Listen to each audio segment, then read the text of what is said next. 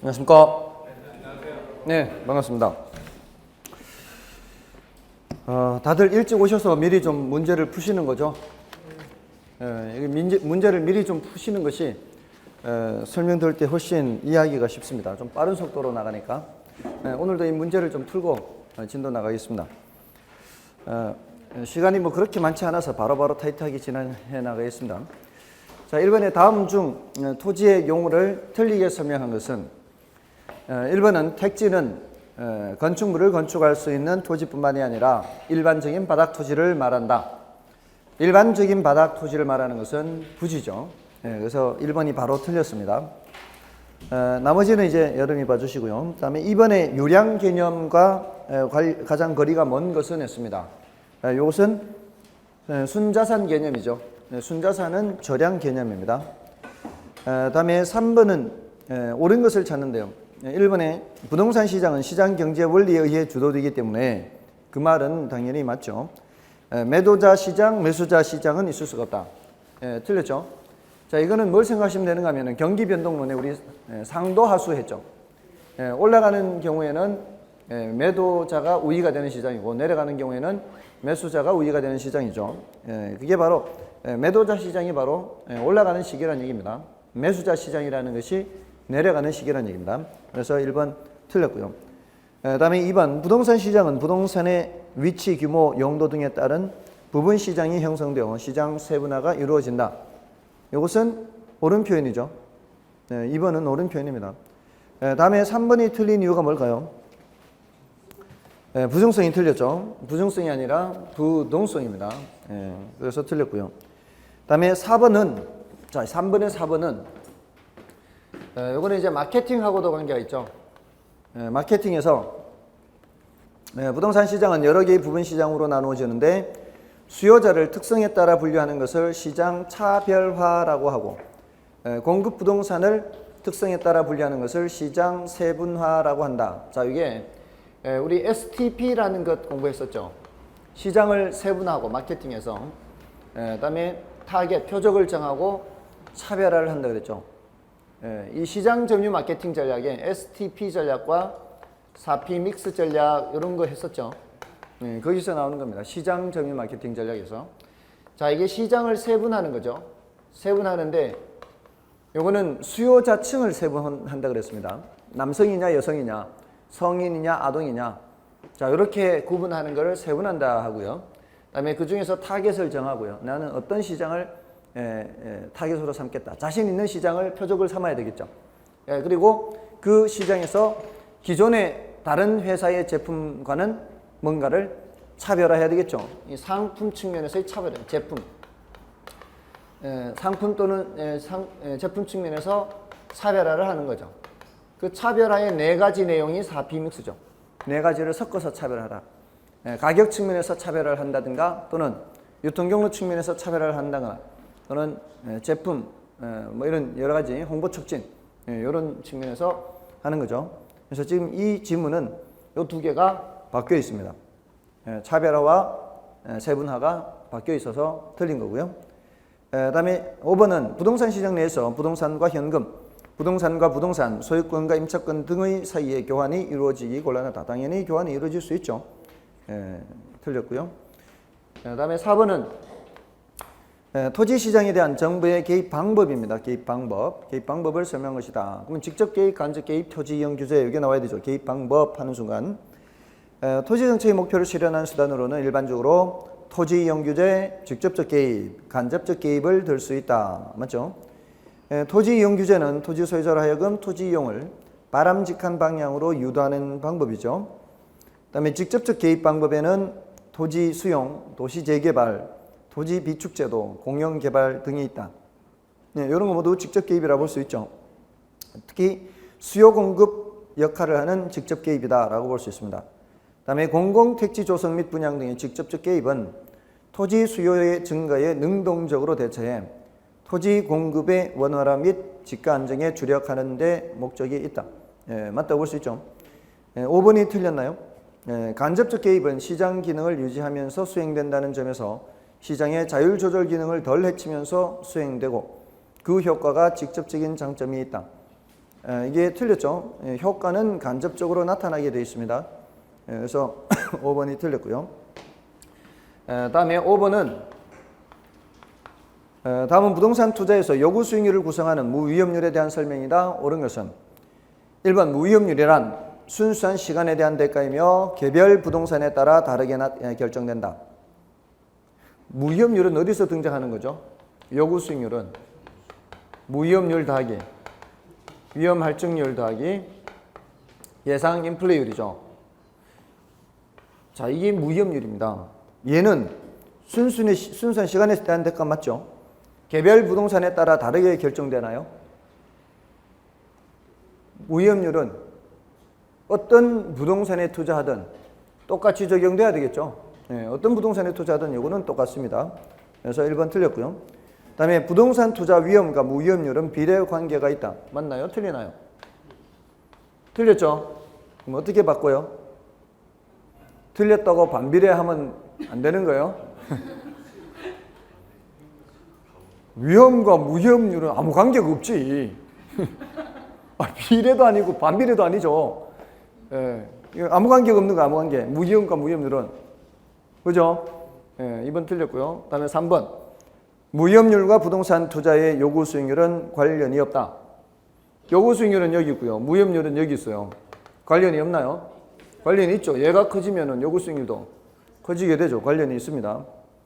다음에 투자자들의 개별적인 위험 혐오도와 시장의 무위험률과는 상관이 없다. 위험 혐오도와 관련이 있는 건 뭐예요? 위험 혐오도와 관련이 있는 것은 요놈입니다. 요놈. 위험 할증률. 자, 이 위험 할증률이 어떤 크기에 어떤 요인에 의해서 달라질 수 있나요? 위험 할증률. 위험 할증률이 달라질 수 있는 것은 시장 위험에 따라 달라집니다. 시장 위험. 시장이 주식시장이냐 부동산 시장이냐 여러분도 한번 생각해 보세요. 여러분들이 주식시장에 돈을 투자할 때 요구하는 수준하고요 부동산 시장에 투자할 때 요구하는 수준하고 같겠습니까? 같은가 봐요? 다르죠. 주식시장에 투자하면 훨씬 위험도가 높으니까 그만큼 요구 수준이 높아지겠죠. 그 시장이 어떤 시장이냐에 따라서도 달라질 수 있고요. 또 같은 주식시장 내에서도 어떤 종목이냐에 따라 달라질 수 있죠. 또 부동산도 마찬가지고요. 개별 투자안에 따라서도 달라질 수가 있는 거죠. 또 같은 주식에 투자하더라도 사람마다 요구 수준이 다를 수 있죠. 그것은 사람마다 다를 수 있기 때문에 그거는 투자자의 위험에 대한 태도에 따라서도 달라집니다. 이게 사람마다 다른 거죠. 그래서 지금 요놈하고 관련이 있는 게 지금 요놈이에요. 요놈. 그래서 위험에 대한 태도와 뭐는 관계없다. 개별적 위험의 혐오도와 시장의 무위험률과는 관계가 없습니다. 얘하고는 관계가 없어요. 그죠? 그래서 4번이 옳은 말이에요. 그 다음에 무위험률의 크기는 일반 경제 상황인 신용의 제한, 금융정책 등에 의해서 영향을 받아 고정되어 있다. 고정되어 있지는 않죠. 이런 것들은 가변적인 값입니다. 그래서 4번이 정답이고요. 그 다음에 6번은 다음 자료를 보고 순영업소득을 계산하면 연간 2천만 원이고요. 단위당 총 임대 단위수가 10개입니다. 그럼 가능총소득이 얼마예요? 가능총소득은 2천 곱하기 10개는 2억이죠. 2억 원. 그 다음에 유효는요. 공실 손실 및 불량부채 충당금은 가능조소득의 5%이며 기타 소득은 없대요. 그러면은 2억 곱하기 0.95죠. 자, 이 습관이 이렇게 돼 있어야 돼요. 습관이 5%를 계산해서 빼지 마시고요. 0.95를 곱하는 습관이 돼 있어야 됩니다. 그 다음에 순영업소득은요. 영업경비를 빼야 되죠. 영업경비를 빼면 곱하기 0.6이죠. 그러니까 2억 곱하기 0.95 한 값에다가 곱하기 0.6을 하면 되는 거예요. 지금 우리는 순영업소득을 계산하는 거죠. 내친 김에 막 자료 줬다고 다 계산해버리면은 끝까지 계산해버리면은 이게 세전이 나와버리죠. 그러면 1번 해서 틀리게 되는 거예요. 그래서 정답은 3번이죠. 1억 1,400만 원. 1억 1,400. 그러니까 이런 거 조심해야 돼. 이게 우리 그 계산 문제 중에서 가장 함정을 많이 넣는 문제가 이 현금 수지 측정이에요. 필요 없는 자료 주는 거. 필요 없는 자료 주는 가장 이 흔한 문제가 여기 가유순전후 계산할 때니까 심지어는 이렇기도 해요. 영업 경비를 이렇게 주잖아요. 영업 경비 2,500만 원, 재산세 100만 원, 이렇게요. 부채 서비스액 얼마 이렇게. 부채 서비스액 1,500만 원 해서 또 이자 비용 1,300만 원 이렇게 막 줘요. 막 다 준다고. 다 준다고 덥석 다 받아 먹으면 안 된다고요. 이럴 때 이 재산세 100만 원은 어디에 지금 포함되어 있는 상태예요. 영업 경비에 이미 포함되어 있는 상태입니다. 그다음에 이자 비용 1,300원, 부채 서비스액 1,500 안에 포함되어 있는 거예요. 원금 상환분이 얼마밖에 안 된다는 얘기예요. 원금 상환분이 200이란 얘기예요. 아시겠죠? 그런 거를 조심하셔야 돼요. 아시겠습니까? 부채 서비스는 항상 뭐와 뭐의 합으로 되어 있어요? 이자 비용과 원금 상환분의 합으로 되어 있습니다. 그런 함정을 잘 피해 나가야 됩니다. 자, 됐고요. 다음에 7번인가요?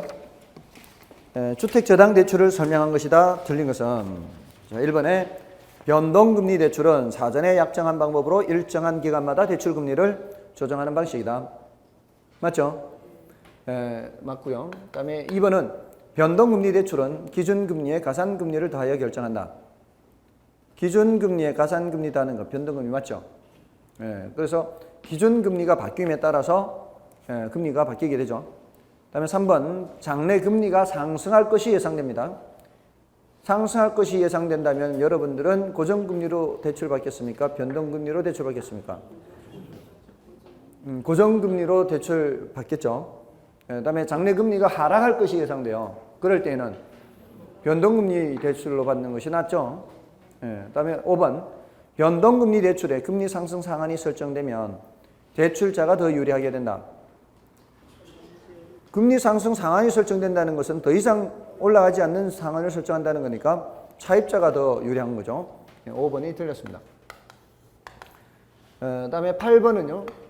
8번은 틀린 것을 찾는 건데 관리 방식 중 기밀 유지 및 보안 관리 측면에서는 자가 관리보다 위탁 관리가 더 유리하다. 기밀 유지 및 보안 관리라는 측면에서는 자가 관리가 더 유리하죠. 1번이 바로 틀렸고요. 나머지 지문들은 여러분이 좀 봐주시고요. 다음에 9번인가요? 다음은 도시 내부 구조 이론에 대한 설명이다. 틀린 것은 1번 동심원 이론은 TNN의 동심원 모델에 근거해서 동심원 이론 이렇게 되죠. 이렇게 제일 안쪽이 중심 업무지구 천의지대 저고통 이렇게 저소득 주거지대 중고소득 주거지대 그다음에 통근자지대. 자, 도심이 중심에서 외곽으로 동일하게 커져가며 고소득층은 저소득층에 비해 외곽에 입지한다는 이론이다. 맞죠? 고소득층 여기에 저소득 고소득 이렇게 되겠습니다. 다음에 2번 선형 이론에서는 도시는 동심원처럼 동일하게 커가는 것이 아니라 교통축을 따라 부채꼴 모양으로 이렇게 커져가는 거죠. 맞죠? 이런 식으로 원이 변형돼서 커져간다 이렇게. 다음에 3번은 선형 이론에서는 주거 분리를 설명하고 있으며 고급 주거지는 교통망의 축에 가까이 입지하고 저급주택은 그 반대편에 입지하는 경향이 있다고 한다. 자, 지금 혹시 여러분들 이 도표를 보신 적이 있습니까? 기본서에 있는 거. 이 교통축인데 이쪽이 경공업지대예요. 여기가 경공업지대. 여기도 경공업지대. 경공업지대면은 여기에 일하는 근로자들이 어디 살겠습니까? 여기 일하는 근로자들이 이 주변에 살겠죠. 여기가 이제 저소득 주거지대예요. 여기가 저소득 주거지대예요. 그리고 지금 이 동심원 이론을 발전시킨 이론이잖아요. 이 안쪽에 천의지대 같은 이런 곳은 도심의 슬럼 지역 같은 곳이에요.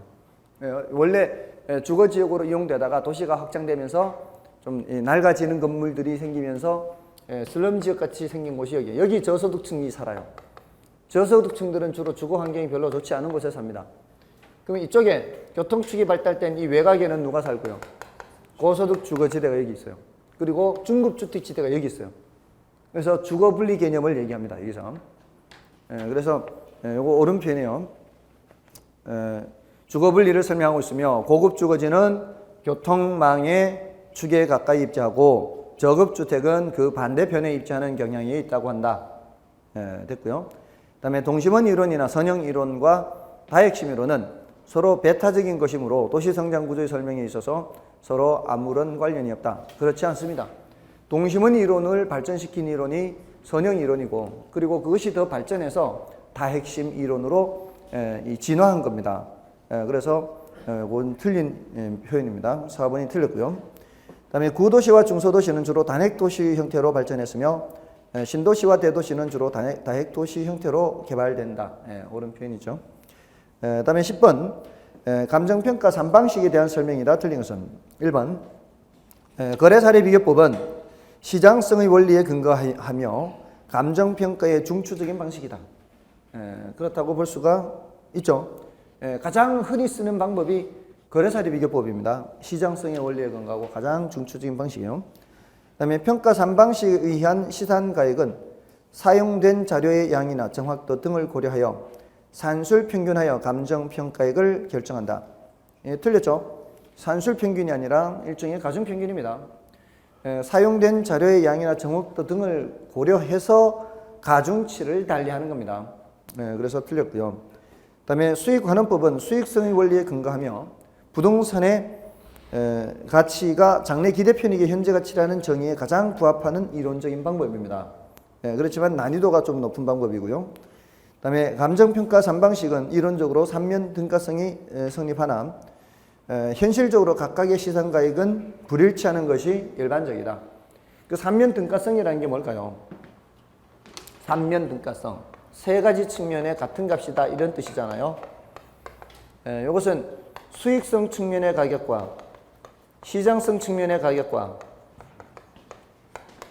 비용성 측면의 가격이 장기적으로는 같아진다 이런 거거든요. 이 세 가지가. 그러니까 이 물건으로 앞으로 얼마를 벌 수 있느냐, 그 앞으로 벌 수 있는 돈의 크기를 보고서 판단하는 게 수익성 측면이에요. 앞으로 벌 수 있는 돈이 10억을 벌 수 있대요.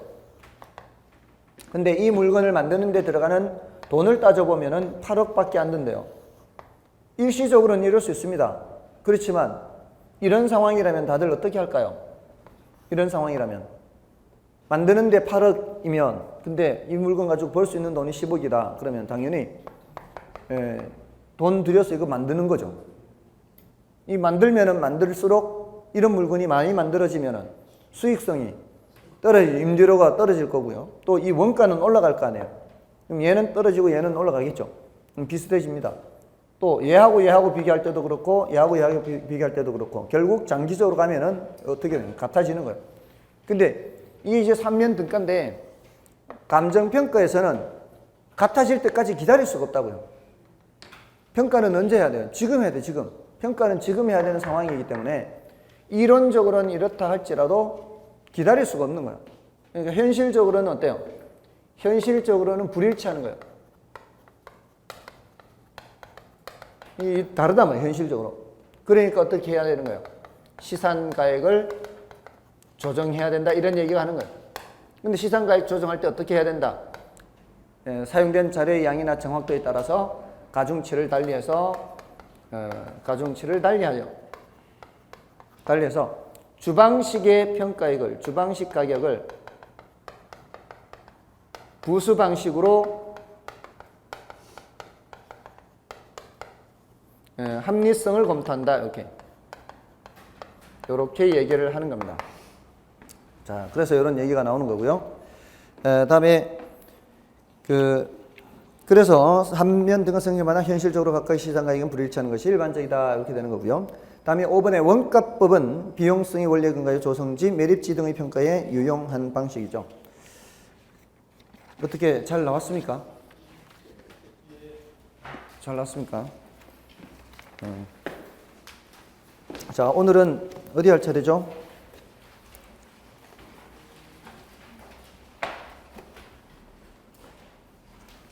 오늘은 정책론이죠. 맞나요? 지난주에 조금 덜 나갔었죠. 정책론의 그 106쪽, 107쪽은 중요도가 높지는 않습니다. 그 부분은 10년에 한 번 정도 출제되는 거예요. 그러니까 많이 출제된 것은 아니니까 너무 신경 쓰지 마시고요. 그 오른쪽에 107쪽에 기출문제도 수록이 돼 있죠. 그거는 벌써 10년 넘은 예전의 걸 인용을 한 거죠. 그만큼 자주 출제되지 않는다는 얘기입니다. 그거보다 더 최근에 출제된 적이 있다면은 그걸 인용을 했겠죠. 그러니까 여러분들이 참고로 봐두는 정도다 이렇게 생각하십시오. 다만 지금까지 언급이 안 돼서 오히려 언급될 수 있을지 모르니까 그 106쪽에 보시면은 2번에 그 여러 지표들이 있죠. 슈바베 지수와 PIR, 특히 PIR은 여러분들이 실무를 하시는 분들이라면 반드시 알고 있어야 돼요. PIR이라고 하는 것은 가격과 소득 비율이거든요. PIR이나 슈바베 지수가 높으면 높을수록 어때요? 슈바베 지수나 PIR이 높으면 높을수록 좋은 거예요, 나쁜 거예요, 이거? 이게 클수록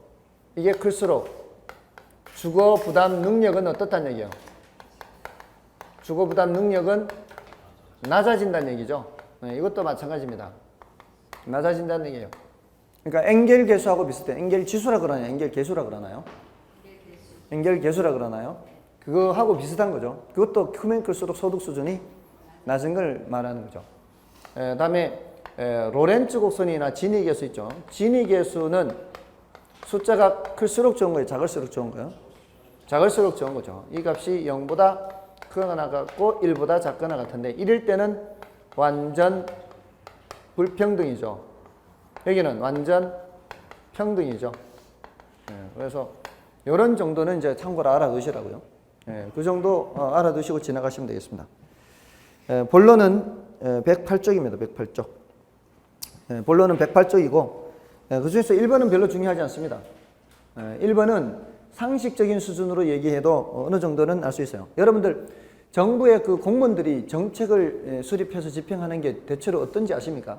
만약에 매스컴에서 막 어떤 사건이 터지잖아요.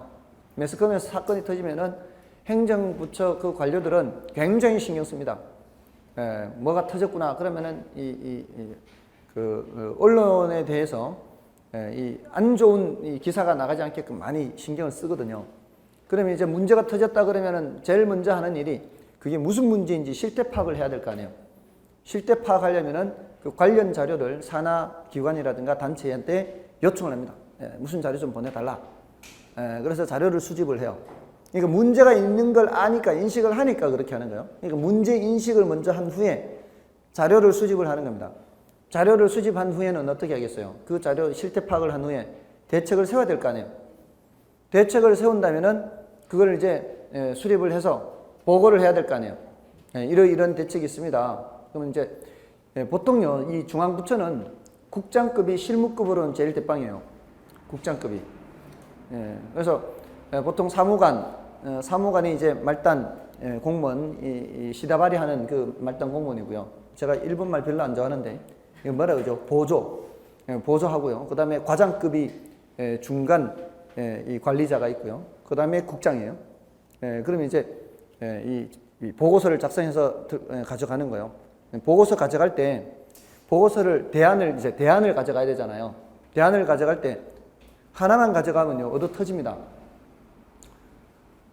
국장한테 대안을 가져갈 때 하나만 가져간다는 얘기는 국장 보고 그것만 하라는 얘기죠. 그랬다가는 얻어 터지는 거죠. 네가 국장 하라는 얘기 나옵니다. 그렇잖아요. 몇 개를 대안을 가져가야 되는 거죠. 그래서 그 중에서 선택할 수 있도록 그래서 여러 개의 대안을 선택해서 브리핑을 해야 되죠. 이건 어떻다, 이건 어떻다. 그 다음에 그걸 그 중에서 국장이 결정해서 이거 해봐라 하면은 집행을 하는 거죠. 정책을 집행한 후에는 뭘 해야 돼요? 평가를 해야 되겠죠. 그런 절차로 진행되는 거예요. 그래서 5번이죠. 5번. 5번과 같은 방식으로 진행이 되는 겁니다. 자, 그거는 이제 참고로 알아두시면 되고요. 자, 2번부터가 이제 정말 본론입니다. 정부의 시장 개입과 관련된 내용입니다. 자, 정부의 시장 개입. 자, 정부의 시장 개입과 관련된 내용에서는 정부의 시장 개입 필요성이라는 주제가 있고요. 또 정부의 시장 개입 수단이 있죠. 두 개 주제요. 여기 이제 앞쪽이고요. 여기 끝나면 이제 토지 정책이 들어가고요. 그 다음에 이제 주택 정책 이렇게 크게 분류를 해서 들어가는 겁니다. 정부와 시장에 왜 개입하느냐 하는 거죠. 이거는 하나는 어떤 측면, 하나는 어떤 측면. 시장 실패를 수정하기 위해서 개입하는 게 있고요.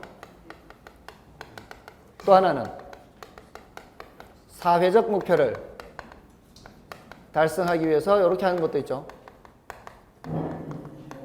시장 실패를 수정하는 것은 효율성 측면, 형평성 측면. 이거는 효율성 측면이요. 이거는 무슨 측면이요? 형평성 측면. 근데 주로 형평성이라고 그랬죠. 주로 형평성이라고 하는 이유는 사회적 목표라는 게 추상적인 목표이기 때문에 그래요. 경우에 따라 주로 형평성인데 경우에 따라 얘가 효율성이 될 수도 있기 때문에 이런 기능을 정부에 무슨 기능 수행한다 그러고요? 경제적 기능 수행한다 그러고요. 이런 기능 수행하는 거는 정치적 기능 수행한다 이렇게 하고요. 자, 여기서 시장 실패 개념이 워낙 중요하다 그랬죠. 그래서 시장 실패는 따로 시장 실패의 개념도 알고 있어야 되고 개념, 그다음에 원인. 시장 실패 뜻은 뭐고요? 시장이 뭐를 실패하는 거예요? 자원 배분을 효율적으로 하지 못하는 거예요. 이건 시장 실패. 그런 원인은 뭐가 있고요? 외공불비 있죠. 외공불비. 여기 외는 외부 효과, 공은 공공재, 불은 불완전 시장, 비는 비대칭 정보. 비대칭 정보를 다른 말로 불완전 정보라고도 하죠. 자, 이런 현상이 나타나면 이게 자원 배분이 비효율인지 아닌지 뭘 보고 판단한다 그랬어요? 뭔가가 적정량보다 적게 생산되거나 많이 생산되는 게 비효율이에요. 적당하게 생산되어야 자원을 효율적으로 쓰는 거죠. 그래서 과다 생산 또는 과소 생산되는 그런 비효율이 발생하니까 정부가 개입을 하는 거죠. 개입을 해서 규제를 하거나 보조를 하거나 정부가 직접 생산을 하거나 공공재 같은 경우에 그렇게 해서 개입을 하는데, 자, 시장 실패가 발생하니까 정부가 개입을 하고요. 정부가 개입한다고 해서 반드시 개선되나요? 반드시 개선되는 건 아니죠. 뭐가 발생할 수 있어요? 정부 실패가 발생할 수 있죠. 자, 여기 하나의 틀이에요. 시장 실패가 발생하니까 정부가 개입하게 되고 정부가 개입한다고 해서 반드시 개선되는 것은 아니다. 시장 실패가, 정부 실패가 나올 수 있다. 자, 근데 그 시장 실패 개념을 좀 더 자세히 해야 됩니다. 요것들은. 그래서 외부 효과나 공공재 이런 걸 더 자세히 해야 돼요. 나머지 것들은 지문으로만 출제가 됐어요. 근데 외부 효과는 굉장히 자주 나왔고요. 공공재는 독립된 지문으로도 2번 정도 나왔어요. 그러니까 이 두 부분은 따로 이제 문제를 또 풀면서 봐야 되고요. 다음에 개입 수단 하면은 어떻게 개입하느냐 했죠. 오늘 아까 풀 때도 했죠. 직접 개입도 있고 간접 개입도 있고 토지 이용 규제도 있다. 자, 요게 이제 정리가 돼 있어야 돼요. 그러니까 정부의 시장 개입 필요성과 정부의 개입 수단 해서 요게 굵직굵직하게 직접적 개입은 수요 공급자 역할을 하는 그런 직접적 개입도 있고요. 또는 임대료 규제나 분양가 규제, 요거 아직 출제는 안 됐지만 그런 것도 시장에 개입하는 거예요. 정부가 이렇게 이쪽으로 개입하든 이쪽으로 개입하든 이거는 직접 개입이에요. 이쪽으로 개입하는 건 수량 통제, 이쪽으로 개입하는 거는 가격 통제, 임대료 규제, 분양가 규제가 이쪽으로 개입하는 겁니다. 자, 이렇게 해서 기억하시고요. 간접적 개입은 수요 공급자 역할을 하는 것은 아니지만 각종 지원이나 보조, 부담금 이런 거죠. 지원을 해준다거나 보조를 해주거나 또 부담금을 부과하거나 세금을 매기거나 이런 것들이 그에 해당하고요. 토지 이용 규제의 대표적인 뭐예요? 지역지구제죠. 지역지구제. 약간 지금 기온이 졸 기온이죠. 약간 이거 좀 틀어야 될 것 같아요. 벌써 졸기 시작하는 것 같아요. 이거 트는 거 없습니까, 이거? 자, 일단 이렇게 하고요. 오늘은 특별히 몇째 줄, 몇째 이렇게 지적해가지고 질문을 할 수 있도록 해볼게요. 적극적인 참여를 유도하기 위해서 그렇게 하도록 하겠습니다. 이름을 모르니까 그렇게라도 해야죠. 정신 바짝 차리십시오. 자, 108쪽의 2번 문제를 보겠습니다. 정부의 시장 개입 필요성과 관련된 다음의 내용 중 틀린 것은 1번 정부는 시장 실패를 수정하기 위해 시장에 개입한다. 맞죠? 그다음에 시장 실패란 시장이 소득 분배를 효율적으로 하지 못하는 현상을 말한다. 이거하고는 별로 관계없죠. 이 시장 실패는 자원 배분을 효율적으로 하지 못하는 거죠. 그래서 2번이 틀렸고요. 그다음에 정부는 사회적 목표를 달성하기 위해 시장에 개입하기도 한다. 사회적 목표를 달성하기 위해 시장에 개입하기도 하죠. 맞고요. 그다음에 사회적 목표는 형평성일 수도 있고 효율성일 수도 있습니다. 맞고요. 시장 실패를 수정하기 위해 정부가 개입하는데도 불구하고 효율성이 개선되지 않거나 또는 오히려 악화되는 현상을 뭐라고 한다? 정부 실패라 한다. 됐죠? 자, 됐고요. 넘어가시면은 3번 문제와 4번 문제 있는데요. 그 중에서 4번 문제를 풀어드리겠습니다. 4번에 자본주의 사회는 자원 배분 기능을 시장의 힘에 맡기고 있다. 그러나 시장이 효율적인 자원 배분을 하지 못하거나 소득 분배의 형평성에 문제가 있는 경우에는 시장에 개입하게 된다. 이와 관련된 설명 중 틀린 것은 1번 정부는 시장의 실패를 수정하기 위해 시장에 개입하는데 시장 실패의 원인으로는 불안전 시장, 공공재, 비대칭 정보, 외부 효과 등을 들 수 있다. 그럴 수 있죠. 그다음에 정부는 사회적 목표를 달성하기 위해 시장에 개입하는데 사회적 목표는 형평성일 수도 있으며 효율성 그 밖의 목표일 수도 있다. 그 밖의 목표일 수도 있습니다. 이게 사회적 목표가 굉장히 추상적인 개념이라서 그렇습니다. 그다음에 도시지역의 지역지구제는 부의 외부 효과를 제거하는 방법의 하나이므로 이는 정부의 정치적 기능에 해당한다고 볼 수 있다. 부의 외부 효과를 제거하는 것은 자 외공불비 이쪽이죠. 이쪽입니다. 이쪽 시장 실패를 수정하는 거예요. 시장 실패 수정하는 것은 경제적 기능을 수행하는 겁니다. 그래서 3번 틀렸고요. 그다음에 부동산의 실거래가를 신고하게 하여 정보가 원활하게 유통되게 하는 것도 자원 배분의 효율성을 증대시킬 수 있다. 그럴 수 있죠. 여러분들 실거래가 신고하게 하면은 등기부에 그게 그 거래 금액이 다 기록이 되죠. 그런 것도 하나의 중요한 정보가 될 수도 있습니다. 그래서 그런 것들도 정보 비용을 줄이게 하는 원인이 되는 겁니다. 그래서 효율성이 증대되고요. 소득 분배 형평성을 위한 정부의 개입은 주로 정치적 기능에 해당한다고 할 수 있다. 맞나요? 맞죠? 예, 그렇습니다. 정답은 몇 번이었죠? 3번이었죠. 다음에 넘어가시면은 5번도 이제 정부의 시장 개입이고요. 다 같은 맥락이고요. 그 7번 문제부터 이제 외부 효과가 나오고 있죠. 외부 효과는 지금 따로 더 많이 살펴보지 않습니까? 그 중에서 몇 문제를 좀 풀어볼 텐데, 그 위에 6번에 그걸 먼저 좀 체크를 하고 넘어가겠습니다. 6번의 코주 정리를 보십시오. 2번에. 6번의 코주 정리에 의하면 환경 문제에 대해 정부가 재산권을 부여함으로써 외부 효과 문제를 시장기구를 통해 해결할 수 있다. 가능한가요? 코주 정리가 뭐죠? 오염물질 배출권이라는 재산권을 주는 거죠. 그래서 그 오염물질 배출권이라는 것을 시장에서 거래를 하는 거죠. 사고 파는 겁니다. 자, 시장에서 사고 판다는 게 뭐예요? 시장 기구를 통해서 해결하는 겁니다. 됐나요? 그러니까 이런 시장 실패가 나타났을 때 반드시 정부가 개입해야 되느냐? 그러면은 아닌 거죠. 시장 자율조절 기구를 통해서 해결하는 방법이 있습니다. 이와 같은 방법이 있는 거죠. 제가 예전에 처음에 복학해가지고 서울에 왔을 때 들어갔던 고시원 말씀드렸었나요? 그 고시원이 이 목욕탕을 개조한 거, 목욕탕. 목욕탕이 층고가 높잖아요. 목욕탕이 층고가 높으니까 거기를 층을 둘로 나눠가지고요. 여기를 층을 둘로 나눈 거예요. 이게 목욕탕 저기를 층을 둘로 나눠서 꼭 정육면체 같은 이런 방을 많이 만든 거예요. 이렇게. 사다리 타고 올라가가지고. 그러니까 넓으니까 저 바깥쪽은 그래도 창이 있어요, 이게.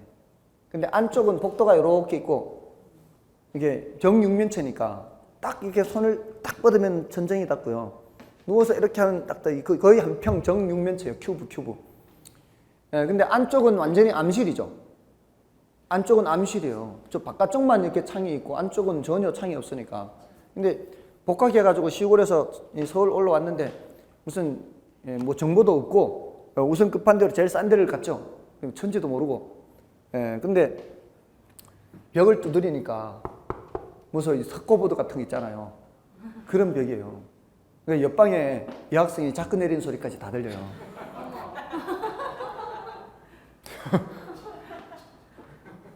코 고는 소리 다 들리고요. 다 들려요.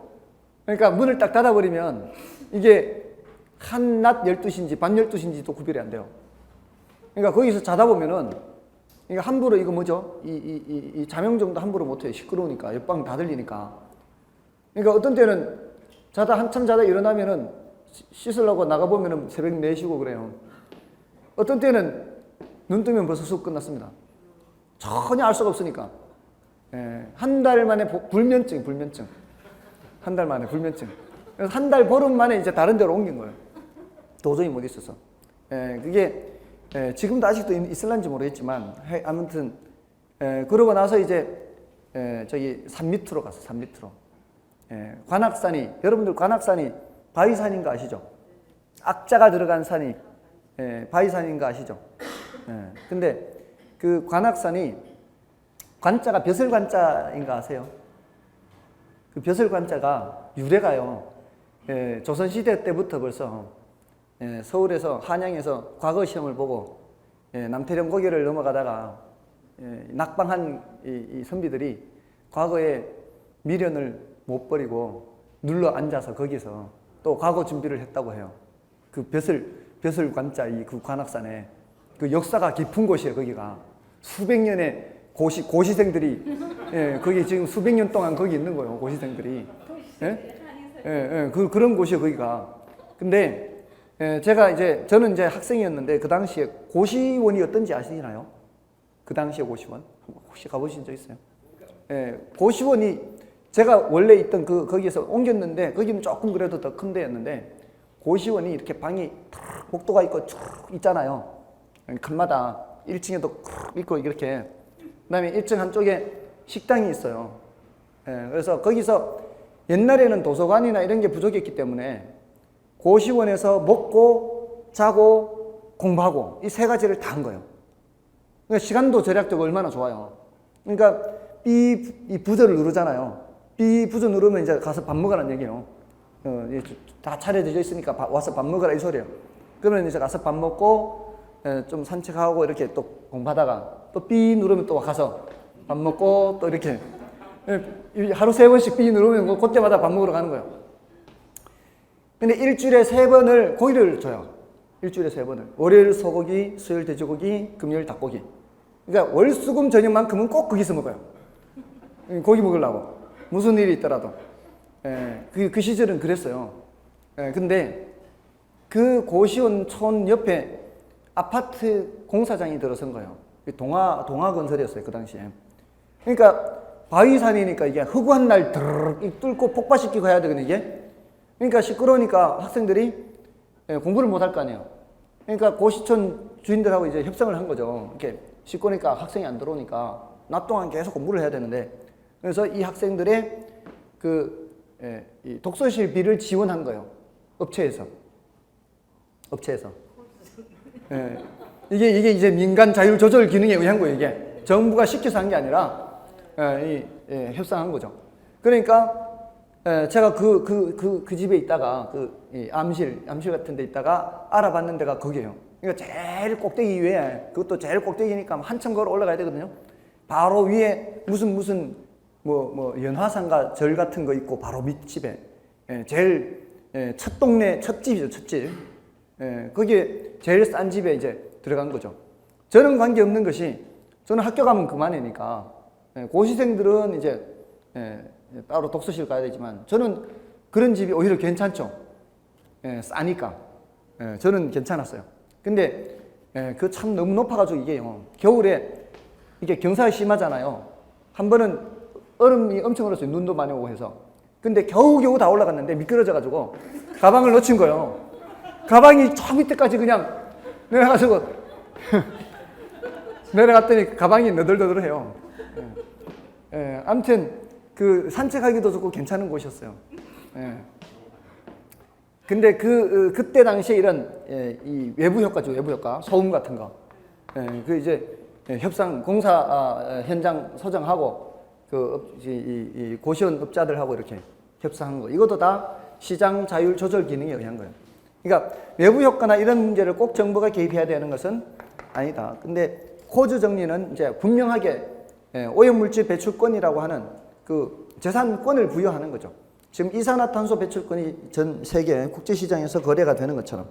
자, 그런 얘기예요. 코즈 정리가. 다음은 이제 7번을 보겠습니다. 7번은 다음은 외부 효과에 관한 설명이다. 틀린 것은 1번. 인근 지역에 쓰레기 소각장을 설치하면 아파트 시장에 부의 외부 효과가 발생할 것이며 인근 지역 아파트 수요 곡선을 좌측으로 이동시킨다. 맞죠? 다음에 인근 지역에 생태공원이 건설되면 인근 지역 아파트 수요 곡선을 우측으로 이동시킨다. 이것도 맞죠? 우리 시험에서는 이렇게 굉장히 쉽게 나옵니다. 그러니까 구체적인 예를 줘서 물어요.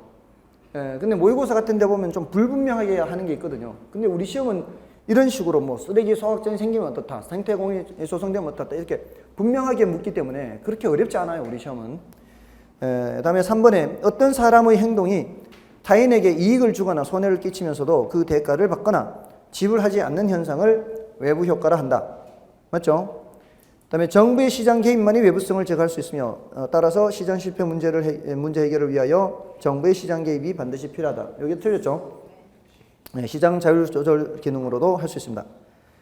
그다음에 사회적 비용이 사적 비용보다 큰 제한은, 자, 이게 이런 말이 나오면은요, 요렇게 요건 좀 어려운 거거든요. 지금 우리 시험에서 이런 표현이 한번 등장은 했는데 정답 지문으로 등장한 게 아니에요.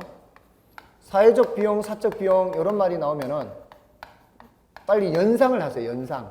어떤 예를 연상을 어떤 예를 연상하면 돼요? 시멘트 공장. 시멘트 공장을 연상하면 돼요.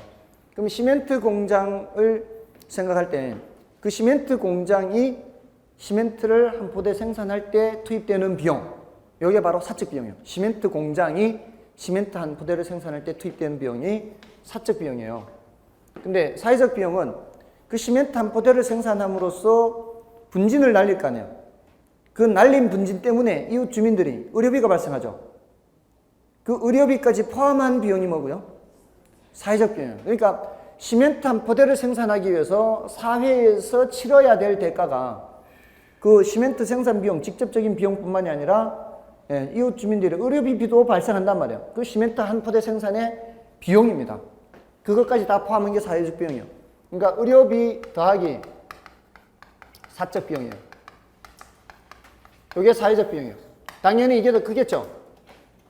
사회적 비용이 사적 비용보다 더 큽니다. 이걸 생각하면 되는 거예요. 이게 부의 외부예요. 사회적 비용이 사적 비용보다 큰 제와 부의 외부 효과예요.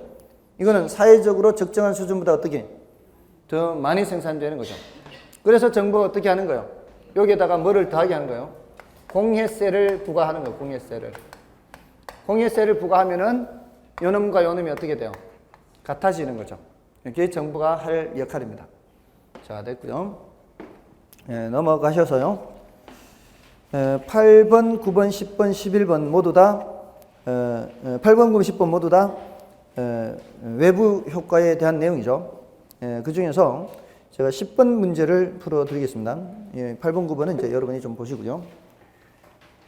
부동산의 외부 효과에 대한 설명이다. 틀린 것은 사립학교 설립, 구 건물의 리모델링 등에 의해 긍정적 외부 효과가 발생한다.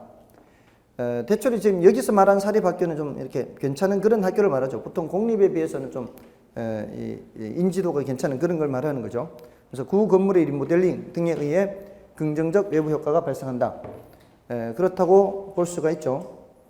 그다음에 부의 외부 효과란 거래 당사자의 행위가 시장 기구를 통하지 않고 제3자에게 미치는 불리한 효과를 지칭한다. 그렇다고 볼 수 있죠. 맞나요? 시장 기구를 통하지 않는 거죠. 그리고 제3자에 미치는 불리한 효과입니다.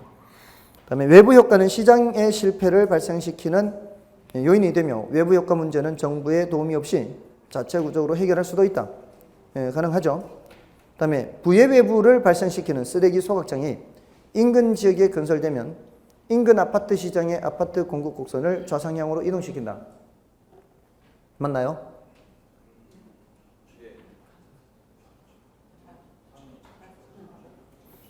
이거요. 이제 제가 이걸 일부러 이렇게 한 이유가 있어요. 시중에 많은 문제들이 지금 이런 식으로 암기식으로 이렇게 부의 외부 이렇게 쓰레기 소각장 이런 말 안 하고요. 암기식으로 이렇게 묻는 문제들이 많아서 이걸 교정해 드리려고요. 혹시나 그런 문제 때문에 지금 오판을 하고 계시는가 싶어서 교정해 드리려고 하는 거예요. 시멘트 공장을 어떻게 해요? 시멘트 공장 건설이 되죠. 시멘트 공장이 건설됐을 때 여기가 인근 지역이라면 인근 지역 아파트 시장이에요. 인근 지역 아파트 시장에 공급곡선을 좌상향으로 한번 말 따라 한번 해보십시오. 공급곡선을 좌상향으로 이동시키면 가격이 어떻게 돼요? 가격이 올라가죠. 예, 시멘트 공장이 건설됐는데 인근 지역에 가격이 올라가네요. 희한한 일이 다 생기죠. 말이 안 돼요, 이거는. 이러면 안 된다고요. 아니, 지금 이렇게 보잖아요. 지금 시멘트 공장이 건설됐잖아요. 인근 지역 아파트 시장이 좋아요, 나빠요, 지금? 근데 공급곡선이 왼쪽으로 이동한다는 게 말이 돼요, 이게? 말이 안 된다고.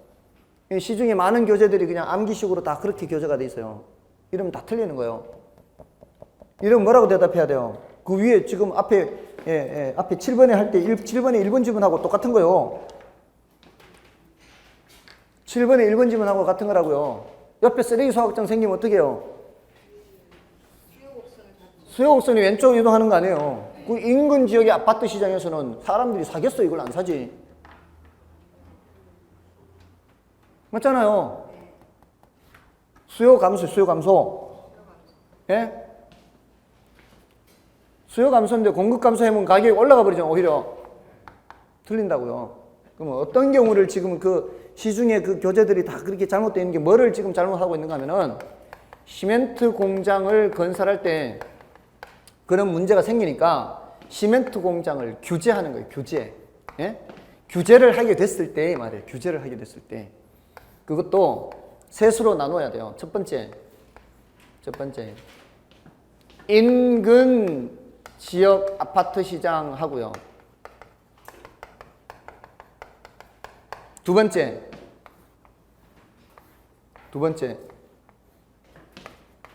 시멘트 시장 하고요. 세 번째.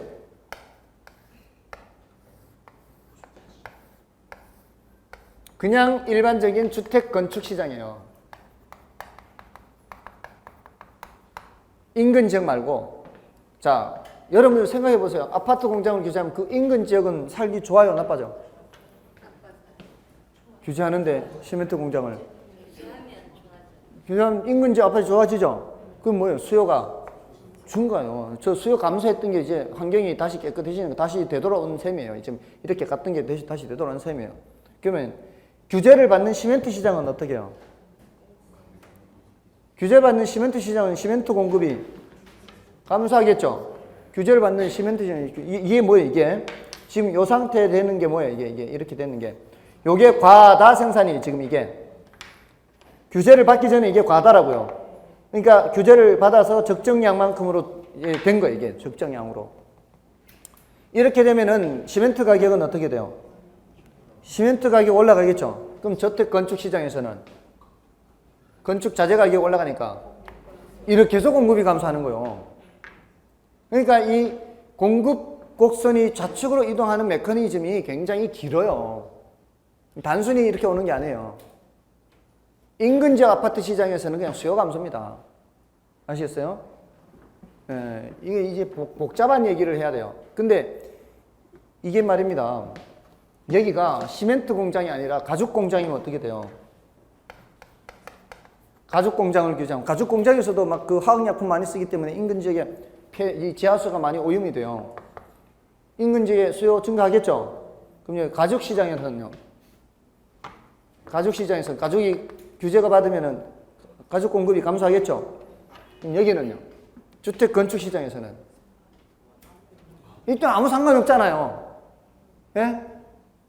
그러니까 부의 외부가 나타나더라도 그게 경우에 따라 달라요. 이게 아무 때나 아무렇게나 얘기하는 게 아니에요.